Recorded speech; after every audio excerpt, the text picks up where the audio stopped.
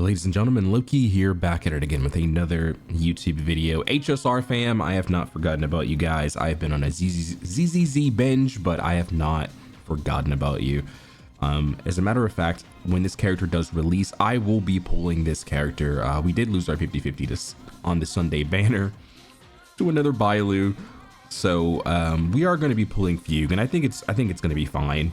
If you are in the same boat that I am, I think Remembrance MC will be enough for a while. And I watched a video that was really interesting, and they mentioned, they were cooking with this. They mentioned that we're probably going to get a Robin version of Sunday in the future, within the next 2 or 3 patches. So no worries if you didn't pull Sunday or if you ended up losing your 50-50 like I did. But let's talk about whether you should go for E1 or S1 Fugue. So with the ever increasing HP of enemies, obviously your super break teams are not going to be as efficient. They're not going to do as much damage as they were doing before, like going forward. And I'm not kidding. These enemies, their HPs are going to continuously get higher. So what can you do to remedy that? One thing you can do to remedy that, I mean, obviously you just pull for a new character, right? Because it's a predatory model. This is what has to happen. This is just how it works. It's the nature of the beast. Fugue is one of those characters that will increase the longevity of your super break teams.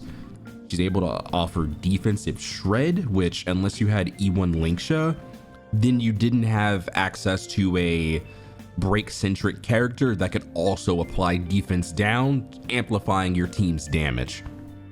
In addition to that, I want to talk about one more thing. So there's this trace, Primordia. That trace, you have to have over 220% break, 220% or higher break effects.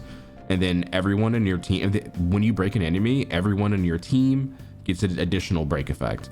So it's definitely important to hit that number. Obviously the light cone can help you hit that number because the light cone offers 60% break effects. But when you look at light cones, a lot of people look at light cones and they look at the versatility. Can this be used on other characters? And it definitely can. It's a Nihility light cone. You have to remember, this character is not Harmony. This character is Nihility. And this light cone totally can be used on other characters. There's a 100% base chance, which this is a debuff to inflict the charring state, which increases its break damage taken by 18%, lasting for 2 turns. So you definitely can run this light cone on other characters. Like you could run it on like Jiao Shou if you wanted, right? If you want to build some break effect in Jiao Shou. And you also have to remember that Fugue is also going to be really good with Acheron.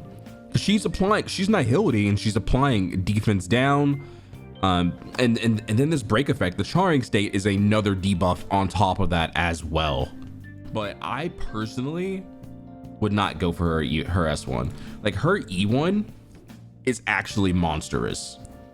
An ally that gets Phoxian Prayer, they get their weakness break efficiency increased by 50%.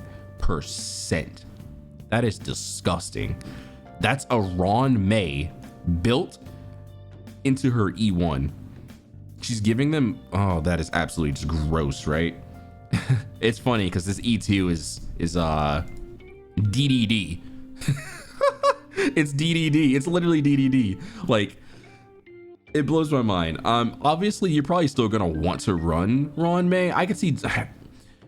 Apparently I'm gonna have to test it myself, but apparently Harmony MC with I don't remember, Brack showed it in his early access, but the team didn't have Ron May on it, and apparently it has like a faster clear time than if it would have had Ron May, which I don't know.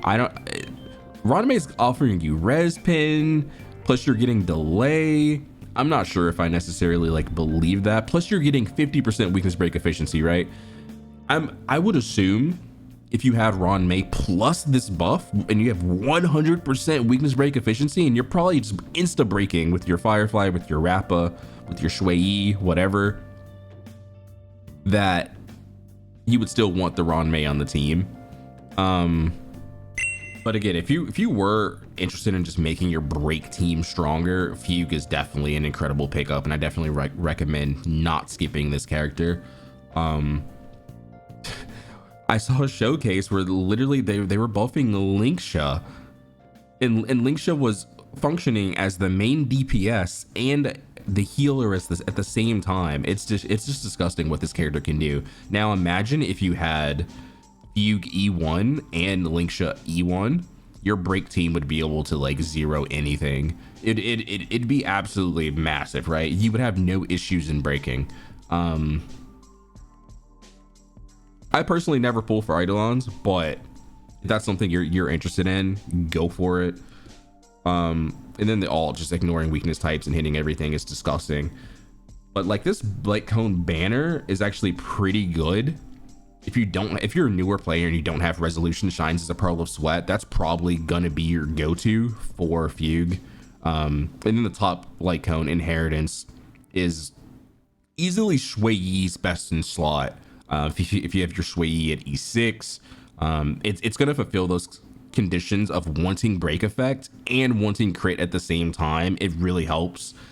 When you pop your ult, you're going to get 15% crit rate. That's at S1. So it's definitely a super solid light cone. But like most people are probably just going to run pearls just because you're going to be able to defense down every enemy, or defense down middle and adjacent, because her enhanced basic does blast, right? And then also she has defense down in her kit, so you're getting 2 stacks of defense down, which is gonna it's just gonna make you do more break damage overall, right? So that's where Fugue's value truly lies. And then obviously the major part of her kit is Cloud Flame Luster, which was the exo toughness debuff that we saw in the MOC, and she literally gets this from just existing. She's applying exo toughness to enemies, which lets you just break again. And if you also, she has super break in her kit. Like, look at this. While she's on the field, after allies attack weakness broken enemies, converts the toughness reduction of this attack into 1 instance of super break. Meaning if you're running Harmony MC, you can double super break. So there are uses for Harmony MC, and if you did want to pick up E1, you probably wouldn't even need Ron May unless you had like E1 Ron May. But in my opinion, the weakness break efficiency is disgusting. I would never give that up. And also like the res pin on Ron May's ult.